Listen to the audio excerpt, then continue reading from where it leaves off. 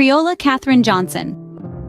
She was an American mathematician whose calculations of orbital mechanics as a NASA employee were critical to the success of the first and subsequent U.S. crewed spaceflights. During her 33-year career at NASA and its predecessor, she earned a reputation for mastering complex manual calculations and helped pioneer the use of computers to perform the tasks.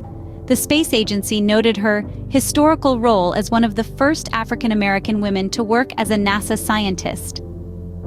She was born in White Sulphur Springs, West Virginia, on August 26, 1918. She showed an aptitude for mathematics at a young age, and her teachers encouraged her to pursue her passion. In 1939, she graduated from West Virginia State College with a degree in mathematics and French. Creola Katherine Johnson.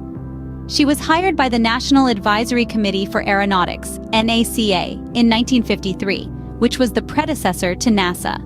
She began her career as a computer, a term used to describe African-American women who performed mathematical calculations by hand.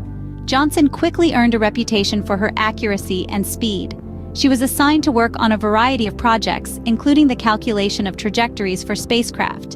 In 1961, Johnson played a critical role in the success of Alan Shepard's flight, the first crewed spaceflight in the United States.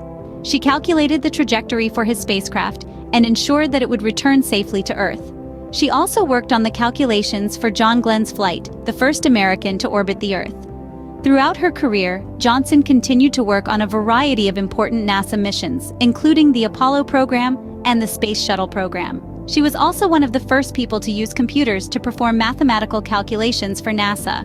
She retired from NASA in 1986, but she continued to work as a consultant until her death in 2020.